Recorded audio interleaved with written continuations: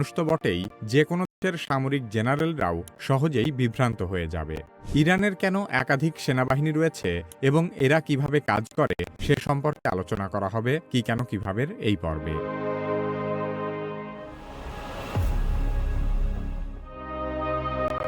ইরানের সামরিক ও নিরাপত্তা ব্যবস্থা কোনো একক কমান্ড চেইনের উপর নির্ভর করে না, বরং দেশটির সেনাবাহিনী একাধিক স্তরে সমান্তরাল কাঠামোর মাধ্যমে গড়ে তোলা হয়েছে। এই কাঠামোর শীর্ষে থাকে দেশের সর্বোচ্চ নেতা বা সুপ্রিম লিডার। তিনি ইরানের সকল সশস্ত্র বাহিনীর সর্বাধিনায়ক। তার অধীনেই পরিচালিত হয় পুরো প্রতিরক্ষা ও নিরাপত্তা ব্যবস্থার কৌশলগত দিক নির্দেশনা। সুপ্রিম লিডারের অধীনে রয়েছে দুটি সমান্তরাল সামরিক বাহিনী, একটি হল আরতেস এবং অন্যটি আইআরজিসি বা ইসলামিক রেভলিউশনারি গার্ড কর্পস। আরতেস হল ইরানের নিয়মিত সেনাবাহিনী। এই বাহিনীর দায়িত্ব দেশের ভৌগোলিক সীমানা রক্ষা, সীমান্ত পাহারা, আকাশসীমা সুরক্ষা এবং প্রচলিত যুদ্ধ পরিচালনা করা। অর্থাৎ একটি স্বাভাবিক রাষ্ট্রের নিয়মিত সেনাবাহিনী যেমন কাজ করে, আরতেসও ঠিক তেমনই ভূমিকা পালন করে। ইরানের নিয়মিত সেনাবাহিনী আরতেসের পাশাপাশি রয়েছে ইসলামী বিপ্লবী গার্ড কর্পস বা আইআরজিসি। এই বাহিনী কেবল প্রতিরক্ষা ব্যবস্থারই অংশ নয়, এর ভূমিকা অনেক বিস্তৃত। আর এখানেই ইরানের সামরিক কাঠামোর ভিন্নতা।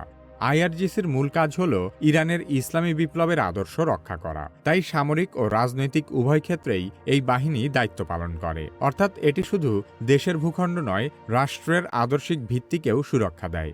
ইসলামী বিপ্লবী গার্ড কর্পস বা আইআরজিসিও কেবল একটি আলাদা সামরিক ইউনিট নয়, এটি নিজেই একটি পূর্ণাঙ্গ সমন্বিত বাহিনী। আইআরজিসির নিজস্ব স্থলবাহিনী রয়েছে, যা মাটিতে যুদ্ধ পরিচালনা করে। রয়েছে সেনাবাহিনী, যারা উপকূল ও সমুদ্র এলাকায় কার্যক্রম চালায়। একই সঙ্গে তাদের নিজস্ব বিমান শাখাও রয়েছে, যা আকাশপথে সামরিক সক্ষমতা নিশ্চিত করে। এর পাশাপাশি রয়েছে আলাদা গোয়েন্দা বিভাগ এবং বিশেষ বাহিনী, যারা গোপন অভিযান ও বিশেষ কৌশলগত দায়িত্ব পালন করে। অর্থাৎ একটি স্বতন্ত্র সেনাবাহিনীর যা যা প্রয়োজন, আইআরজিসির ভেতরেই তার সবকিছু রয়েছে। আইআরজিসির আরও একটি গুরুত্বপূর্ণ বিশেষ শাখা হল অ্যারোস্পেস ফোর্স। এই ইউনিট ইরানের ক্ষেপণাস্ত্র ও ড্রোন বাহিনী নিয়ন্ত্রণ করে। ইসরায়েল ও যুক্তরাষ্ট্রের মতো শক্তিশালী প্রতিপক্ষের বিরুদ্ধে যে ধরনের প্রতিরোধ কৌশল ইরান গ্রহণ করেছে, তা মূলত এই অ্যারোস্পেস ফোর্সই নিয়ন্ত্রণ করে। ইরানের প্রতিরোধ নীতির মেরুদণ্ডই হল ক্ষেপণাস্ত্র ও ড্রোন সক্ষমতা সম্বলিত অ্যারোস্পেস শক্তি।